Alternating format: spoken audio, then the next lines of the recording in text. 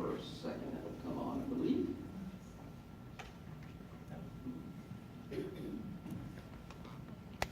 There you go.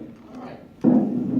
You have both served as county treasurer, so to the majority of individuals out here, I don't think either one of you are strangers to running for this particular office.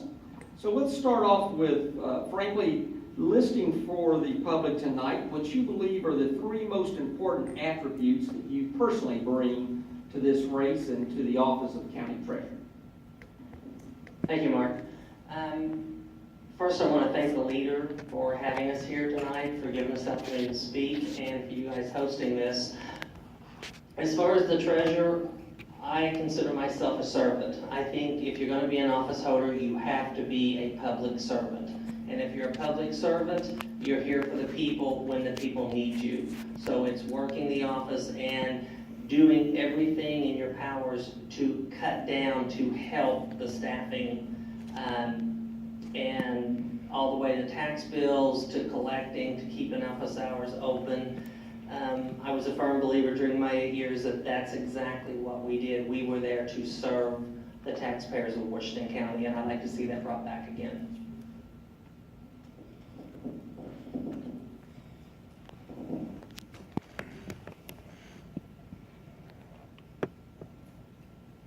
Go ahead. Okay. That's all right. Sure, go right Hi, ahead. I'm Shirley Bath, and I've been a resident here of the county all my life, and also thank the leader for putting on the political forum this evening. Through the attributes I would bring, not only what Kevin had mentioned, but also being courteous and friendly to the customers, because I would want to be treated the same manner if I was on the other side of the counter.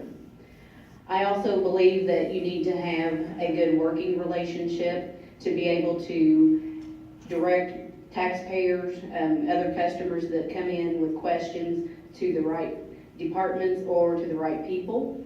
And also that we do offer as much help to the taxpayer, again, knowing how that tax statement is put together, and also keeping up to date with what the state law requires. All right, to follow up on that, Shirley, we'll let you go first on this question. Transparency in government, of course, is now a major theme in many political races. What can the treasurer's office change at this point to become more transparent to the taxpayers in terms of the functions of that particular office and the tax bill in general? One thing I would probably check into seeing what the information has been posted on the county website. As you know, the treasurer, like many of the other departments, we're required daily to balance the books as well as monthly, and also whenever we do the settlement 2 times of the year. That would be the first place that I would look, as well as State Board of Accounts is always telling us to keep our internal controls up to date, to where we know what is going on with our staff, as well as making sure that we are having a good working relationship with the auditor's office, because between the 2 offices, we are a check and balance for the county. Okay, repeat the question. No, because lawyers can never question the same way twice. Closely, is transparency being a major issue in many political campaigns today. What do you think, sitting here today, running for the office of county treasurer, that you could do within the office to make the county treasurer's office more transparent, make the tax bill more transparent, and the information available in terms of a transparent concept to the taxpayers of Washington County? Okay, there's so many rules and laws for the office that you can't do, but the things that you can do, I know when I was in office, the schools brought kids over, and they actually come in and seen what you did, where the money, how you collected it, what into the books, into the fund ledgers, and then over to the auditor's office to see how that money was spent out to run the county. So not only just kids, but I think any taxpayer that comes in should have the courtesy to come back if they want to come back to behind the counter and actually see the functions. You know, you've got to have control of the cash and the money, But as far as transparency, I think you're also going into the fact that there's so many people comes in and checks records. You've got to move out of their way and help them to look up what they need. There's a computer in the lobby. A lot of people don't know how to run that. You've got to go out and help them. So on the slow times in the treasurer's office when you're not doing collecting the tax bill spring and fall or the settlement, you need to be able to educate them. As Shirley mentioned, the auditor's office, you've got to go all the way down to the assessor's office because that's where that bill's created.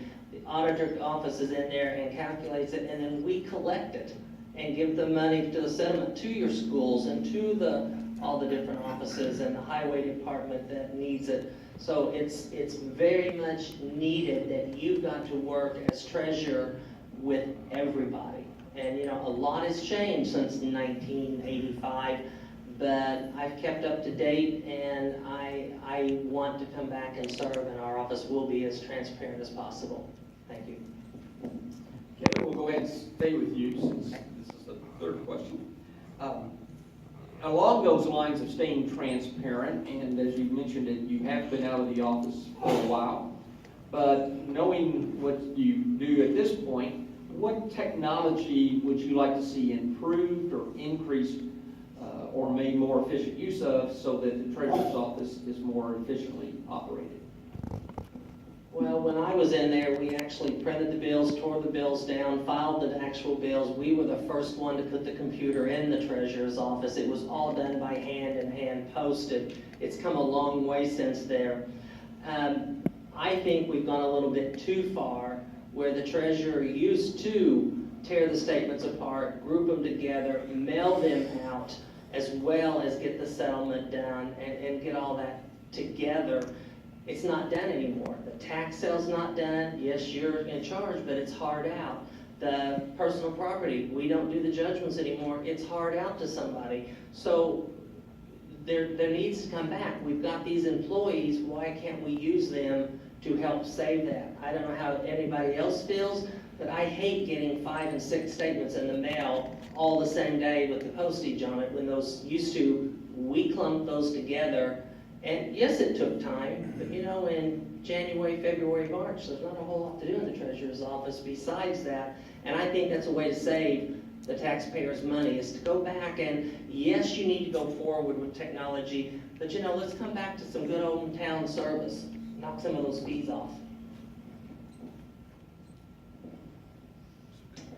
One thing that the treasurer's office is currently doing is offering a place for taxpayers to make their payments at First Harrison Bank. Another option, a lot of the taxpayers that have a mortgage on their property, they include their amount of taxes with their mortgage payment. So the mortgage companies are in constant contact with the treasurer's office for us to make sure that they have the correct amounts that they're to pay on each spring and fall. If it would be possible to, I think they had tried it, and I think would look into it again. We constantly have people asking about being able to make payments with a credit or debit card. And we are going to have to face fact that it's the digital age, and if we're going to keep up, we have got to do some of those things.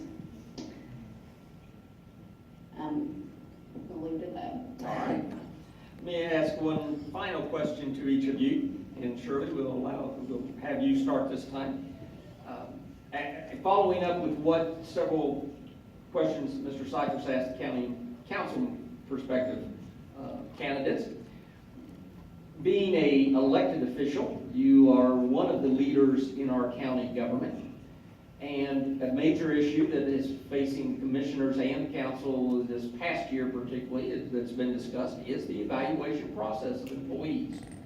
As a county officer and a leader within the county government, how would you propose that we look at our evaluation of employees and the ability to properly compensate individual employees based on based upon whatever evaluation process you would think would be appropriate?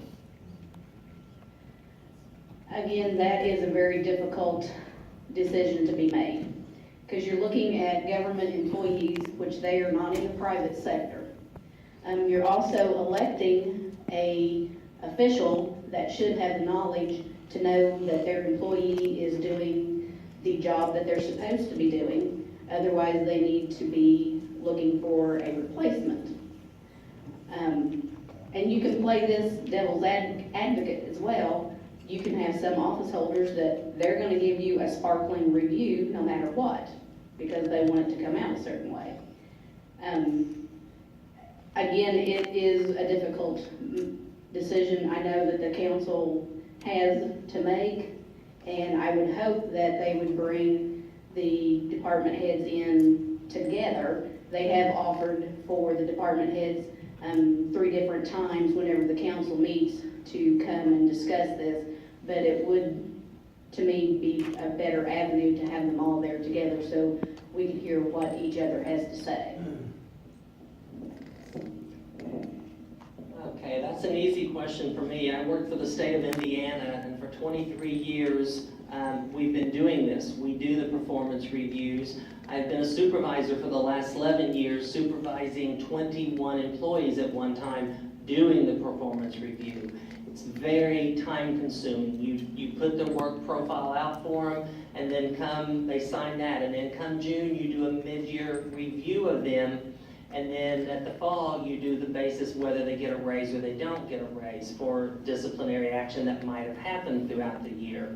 The problem is, you've got to be on top of that, and you've got to do those performance reviews, and it works. I will go with whichever way the council and the commissioner wants, but I also think if they're going to do this, the elected officials need to be a performance review also. I don't think it's just for the employees, but if you're going to do it, let's do it for everybody, because if the elected official is not holding up their end of the bargain and not being there, why would they get a raise? So, these are, the performance review will work. I've done it. I've typed up many of them. It's very nice. It does work, and it does work in county government, but you've got to be on top of it, and somebody's got to set those goals and keep them going. So, like I said, yes, we are elected official, but we can't make that final decision. The council and the commissioners are going to have to make that and tell us what they expect of us to do, and I will be willing to do whichever way they want to do with my employees. Thank you. At this time, we'll ask for your 60-second closing remarks, and Mr. Stewart, we'll let ladies go first, if that's all right with you, so I'm sure we go first. Thank you. I would appreciate your vote next Tuesday, May the 3rd.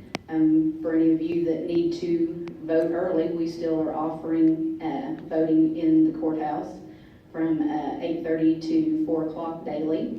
We also have Saturday hours this Saturday from 8 to 3. On Monday, May the 2nd, will be from 8:30 to noon.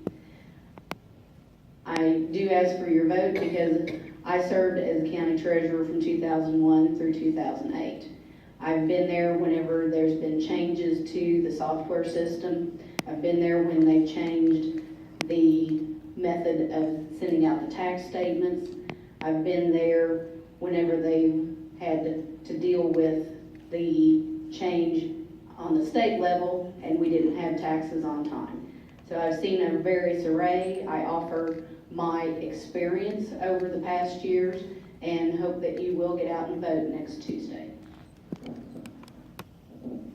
Okay, again, my name is Kevin Stewart. I am a lifelong resident of Washington County. I am asking for your vote. I want to come back. I want to serve you, the taxpayers of Washington County. Little things. Shirley has been a treasurer for 8 years. I was treasurer for 8 years. I got out of the office and been out of the state, not in county government during this time. And it's little things that matters. I did work at the State Bank of Salem for 9 years and 9 months before I was elected treasurer the first time. I was the youngest treasurer in the state of Indiana at that time. And it was very difficult because my entire office walked out. There was not a single employee that stayed. So the auditor's office and I had to learn that office with the State Board of Accounts together. So it can be done. I love it. One thing that I would change, I don't think that the treasurer's office should park on the square during tax season. I don't know that office holders should ever park on the square unless you're making money, having to make a deposit or something. So that's something that I would change also. Thank you. Thank you. Ladies and gentlemen, these are your two Democrat candidates for county treasurer, again on the Democrat ticket, Shirley Back and Kevin Stewart.